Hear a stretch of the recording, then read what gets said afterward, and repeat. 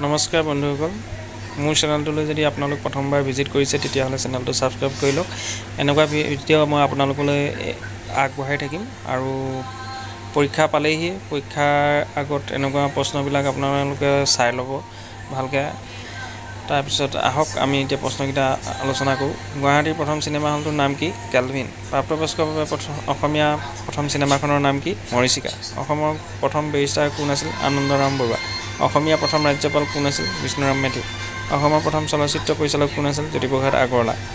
অসমৰ প্ৰথম কেন্দ্ৰীয় মন্ত্ৰীসভাৰ সদস্য কোন আছিল? সুৰেন্দ্ৰনাথ বুঢ়াগোহাঁই। অসমৰ প্ৰথম মহিলা গ্ৰেজুৱেট কোন আছিল? সুধালতা দাস। অসমৰ পৰা ভাৰতৰ প্ৰথম ৰাষ্ট্ৰপতি কোন হৈছিল? ফখৰুদ্দিন আলি আহমেদ। বন্ধুসকল, যদি ভিডিঅ'টো ভাল লাগিছে আপোনালোকে লাইক কৰিব আৰু চেনেলটো ছাবস্ক্ৰাইব কৰিব আৰু আপোনালোকলৈ এনেকুৱা ভিডিঅ' মই আগবঢ়াই থাকিম। আজিলৈ আহোঁ, ধন্যবাদ।